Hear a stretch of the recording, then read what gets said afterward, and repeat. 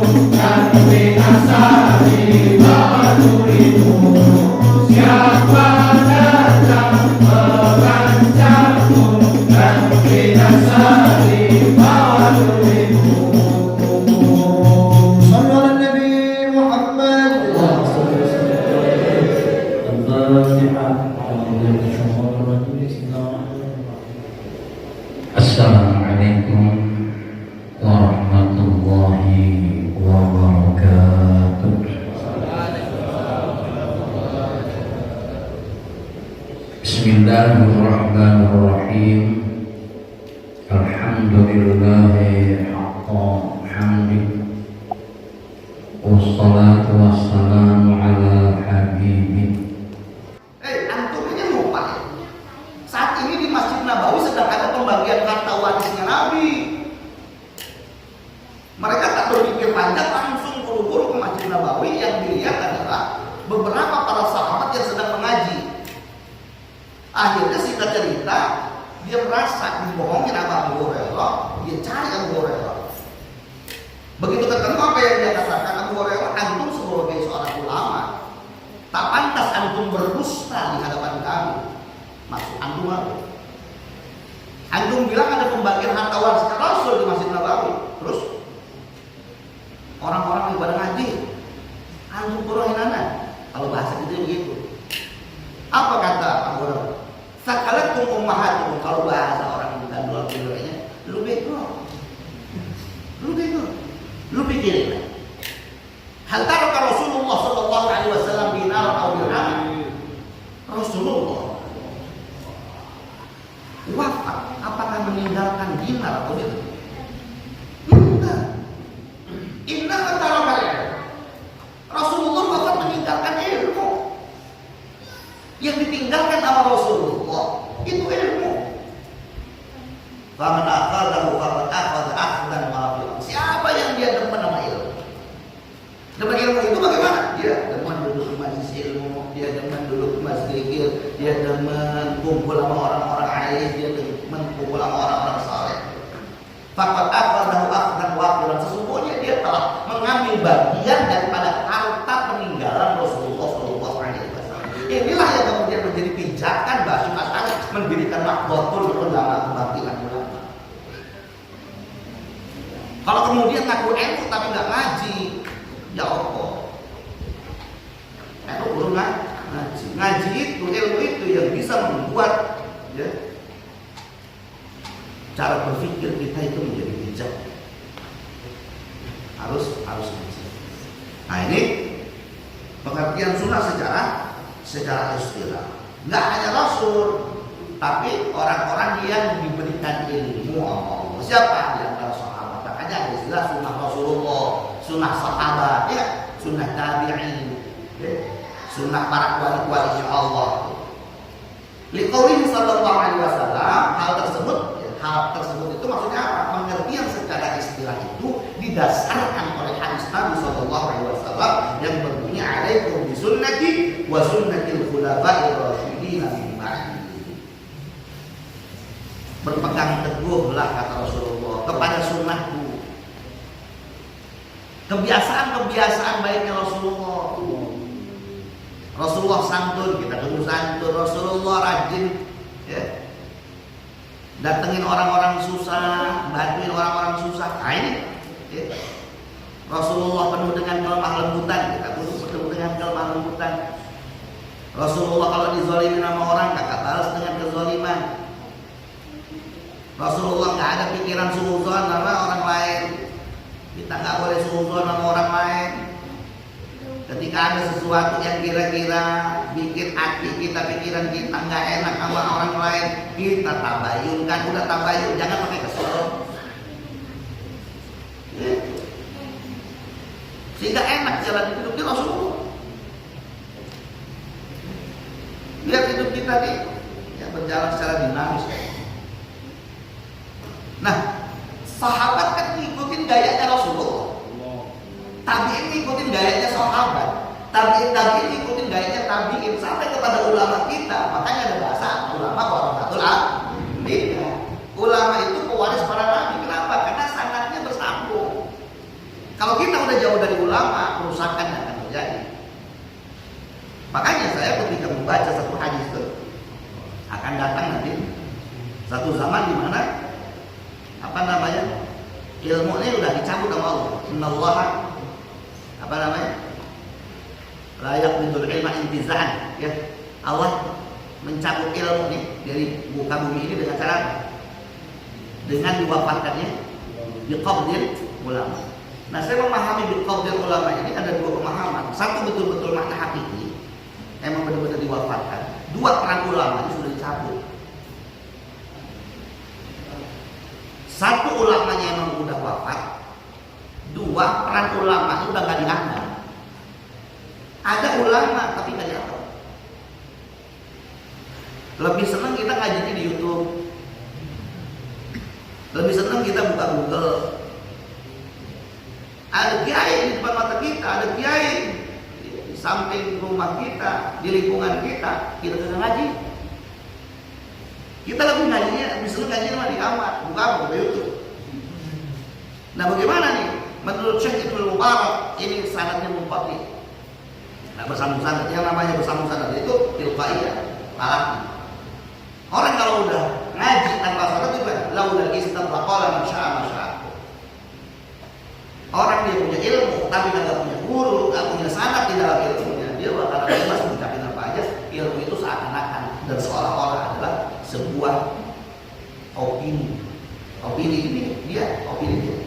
Tapi kalau kita ngaji, beliau bilang, "Ma'alim syafi'atan Allah ya lah tahu." Dulu paling dengan keterangan wasyil zalimin. Kalau bisa jangan dibaca karena kita orang Islam itu agama yang menjunjung tinggi nilai-nilai rahmatan alamin. Sandarannya jelas Mu'alim syafi'atan. Mu'alim syafi'atan sandarannya jelas kepada guru.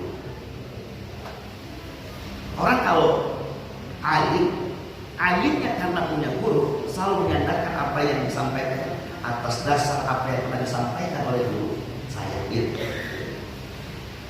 Tapi sekarang lihat di YouTube, wah, ngomongnya pinter-pinter banget. Kita lihat sangat dia boleh kan?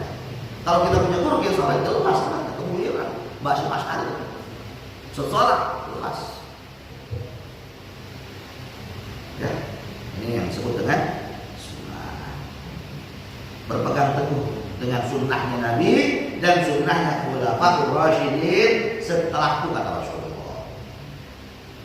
Wa urfan, dan pengertian secara huruf. Apa itu sunnah? Ma wadha'a alaihi muqtada nabiyyan kana awwaliyan. Dan pengertian sunnah secara huruf, secara adat ya. Ma wadha'a alaihi muqtada. Apa-apa yang diistiqomahkan, apa-apa yang ditekunin, apa-apa yang dijalanin oleh orang-orang yang menjadi panutan. Apa-apa yang diistiqomahkan, apa-apa yang ditekunin sama orang yang menjadi panutan. Muqtada, orang yang diikuti. Orang yang diikuti kan mestinya menjadi panutan.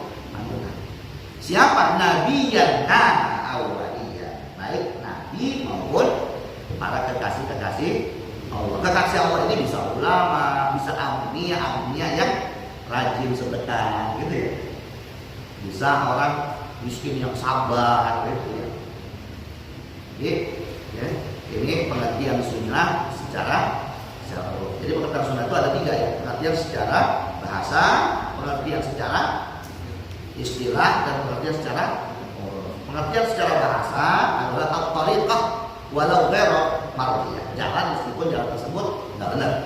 Nah, kalau pengertian secara istilah adalah ismun lit tariqatil maslukah. Ya. Fi din salaka Rasulullah sallallahu alaihi wasallam au ghairuhu mimman ulima. Satu nama ya bagi jalan yang ditempuh oleh Rasulullah sallallahu alaihi wasallam. Berarti kalau jalan ditempuh oleh Nabi Muhammad enggak mungkin benar. Dan juga ditempuh oleh selain Nabi siapa? Mimman ulima fiddin, daripada orang yang memiliki ilmu dalam urusan agama. Siapa? As-sahabati wa tabi'in wa tabi'in wal ulama il-'amilin. Para ulama-ulama yang mengamalkan ilmunya. Ya.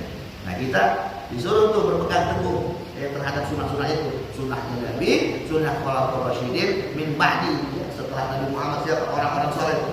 Kita tiru ya. Kebaikan-kebaikan dari apa yang dulu pernah dilakukan oleh para as-salafus saleh. Nah, sekarang kita masuk pada persoalan bid'ah dikit ya. Wal bid'atu kama qala Syekh Zarruq fi 'iddatil murid. Apa pengertian bid'ah? Hadratus Syekh Asy'ari memberikan pengertian bid'ah, beliau menukil daripada apa yang didefinisikan oleh Syekh Zarruq di dalam kitab Iddatul Murid. Syar'an, ya, amrin fid dini yushbihu ayyakuna minhu wa laysa minhu. Apa pengertian bid'ah? Pengertian bid'ah menurut Syekh Zarruq adalah ihdatsu amrin yushbihu ayyakuna minhu wa laysa minhu. Perkara baru ya, dalam urusan agama yang menyerupai agama tapi sesungguhnya bukan urusan agama.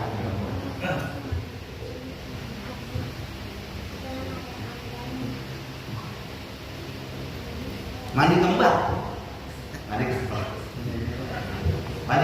urusan agama. Agama kan? Nyuci keris, apa nih? Nyuci keris, urusan agama kan? Hah? Bukan. Kita tidak menganggap itu urusan agama kok. Enggak bisa. Ya. Kita hanya menjaga kearifan lokal, budaya daripada leluhur kita. Motor dicuci aja ada yang musik kita. Motor dicuci nggak ada yang musik kita. Mobil masuk salon nggak ada yang musik. Kita masukin mobil baru, kata orang mobil ini syirik. Orang nyuci keris, emang niatnya pengen bersihin, menjaga kearifan lokal masyarakat pusat. Boleh tak? Boleh, bukan bagian daripada agama. Ya. Orang mandi kembang, dia tidak menganggap ini bagian daripada agama, bukan bagian daripada agama. Hanya sekedar apa? Biar badannya wangi. Budaya orang dulu kayak gitu. Ditanggal. Boleh nggak? Boleh.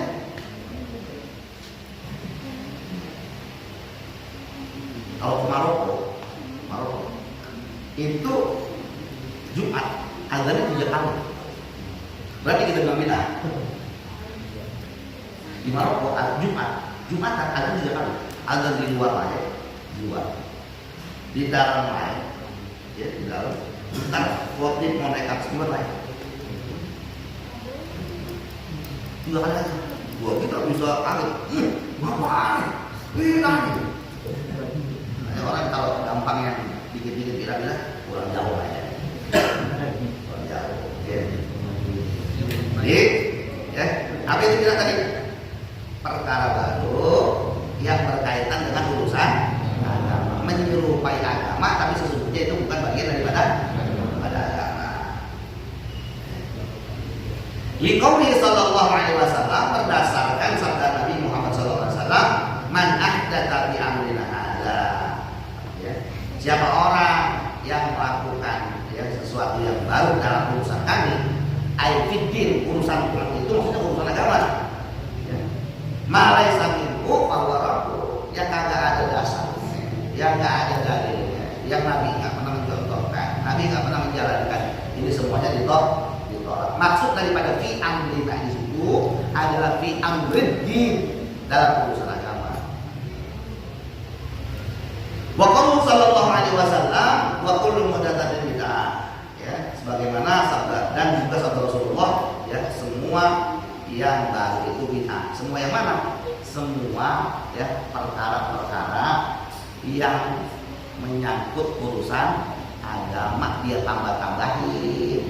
Ini bid'ah. Yang mana tuh? Sholat 5 waktu, ya, dia tambahin jadi 8 waktu, jadi 10 waktu. Terus apalagi? Hajinya bukan di Mekah, hajinya di Sarawak. Nah ini kan, ya, kan belum mau datang ya. Haji bukan agama kan? Agama. Dia nggak mau haji di Mekah karena biayanya gede, udah pesawahan paling 10.000. Oh, ya. Ada orang yang bikin, atau di Lipo pun ada kabahan. Ya kalau mau nasi nggak apa-apa dibikin di situ ya. Jadi kabah. Apalagi itu yang menyangkut urusan agama. Haji ya, haji nggak di bulan Dzulhijjah. Bulan Dzulhijjah itu terlalu, dulu kan pernah ada ya, tuh ya, usulan dari ini mengingat ya, di bulan Dzulhijjah itu terlalu banyak ya, kaum muslimin yang melakukan haji, Kalau begitu dibagi 3 saja. Di bulan Muharram sama bulan Dzulqa'dah. Tidak ada. Itu sesuatu yang sudah qat'i, sesuatu yang sudah pasti, ya. Nggak boleh diubah-ubah, nggak boleh ditambah. Waqad bayyana al-ulama rahimahullah anna al-ma'na fil haditsain al-madhkurain raji'un li taghyir al-hukmi bi i'tiqadin ma laysa bi qurbatin qurbatan la mutlaq al-ihdan. Ulama telah menjelaskan bahwa makna 2 hadis tersebut. Hadis yang mana? Ya, man ahdatsa fi amrina hadza sama wa kullu muhdatsatin bid'ah. Raji'un li taghyir al-hukm. Kembali pada perubahan hukum. Bi'tiqadin, dengan satu keyakinan ma laysa bi qurbatin qurbatan, sesuatu yang bukan ibadah dianggap ibadah gitu. Ini kan ada taghyirul hukum. Sesuatu itu bukan ibadah tapi dianggap sebagai ibadah. Contoh begini, Pak. 3 hari, 7 hari, 14 hari, 40 hari, ini kan budaya, bukan bagian daripada agama, adat istiadat. Akhirnya kita anggap ini adalah qurban, ini adalah ibadah. Kita nggak punya apa-apa. Orang tua kita menikah nggak ibadah. Akhirnya apa yang terjadi? Ampuh kita minjem uang atau kita minjem di pinjol, pinjaman online. Minjem buat apa? Buat acara 3 hari, 7 hari, 14 hari, 40 hari. Minjemnya berapa? Minjemnya 5 juta, bayarnya 50 juta. Pinjol kan begitu pinjol. Begitu kita kagak bayar, semua kontak yang ada di HP kita WA semua. Ya. Kita menganggap ini bagian daripada ibadah, nyusahin. Ini yang disebut dengan bid'ah. Kalau ini kita nggak sanggup, ya udah. Hilaukan orang yang hidup kagak ada kagak ada hati nuraninya kan gitu ya. Ya. Kadang begini juga sejak hidup juga pada kadang. Ya, begitu mimpin taklim gue diampauin berapa kira-kira ya? Ceramah gue dikasih berapa duit ya? Kalau ada orang yang diundang tahlil, begitu dia pulang kagak diampauin dulu, besok jangan diundang lagi. Doanya pasti nggak sampai. Karena pada saat Allahumma taqabbal tauba wa qara'u, itu pun kata berapanya. Yang ada di dalam benaknya, amplopkan gue dapat berapa dulu. Ini jangan bicara masalah dalil, bicara masalah kemanusiaan aja dulu. Bicara kemanusiaan, tetangga kita ada yang kena musibah. Hilaukan kita sholatin kudu nungguin undangan. Emang sesedekah aja. Kalau sedekah sih wajar kita undangan. Ini kena musibah, kudunya kita datang. Datang juga jangan lengah. Bawa apa? Bawa air mineral 10 bus. Kita disediain kopi juga enak minumnya, Bang. Bawa beras 1 karung, dikasih nasi goreng nambah juga enak. Ini kagak bawa apa-apa, dikasih nasi goreng nambah. Udah begitu dia mimpin tahlil, pas banget Fathul Quran, dia disuruh baca Fathul Quran. Begitu dia mau pamit, ini kagak ada bahasa isyarat dari tuan rumah ini. Pamit ya, saya pamit dulu ya. Dia kagak provokan tuan rumah. Baik ya, bahwa watimah itu musibah takun min jiranihi. Boleh diadakan walimah watimah 3 hari, 7 hari, 14 hari. Tapi dengan syarat dapur suatu musibah cara itu. Boleh. Gimana tetangga kanan kiri depan belakangnya yang bawa makanan, bawa minuman. Enak kita makannya juga. Kalau yang kagak bawa, saya tahu pulang ya. Jangan repot saya kalau musibah. Kasihan dia sedih. Ya direpotin juga, dia masak di dapur. Ya. Jadi saya yakin banget ini ijtihad saya ini orang yang ngarepin amplop pada saat doa tahlil nggak bakal dijawab. Kenapa? Yang ada berapa?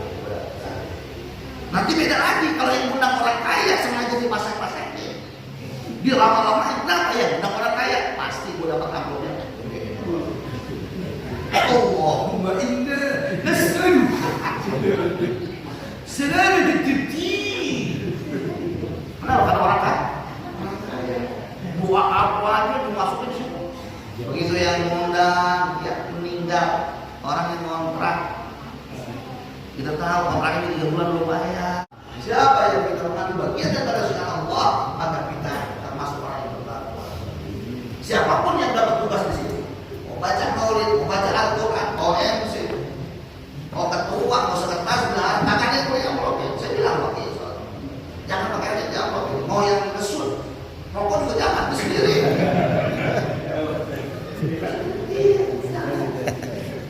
Kalau pada saya memang gak blokir untuk bapak terus rokok.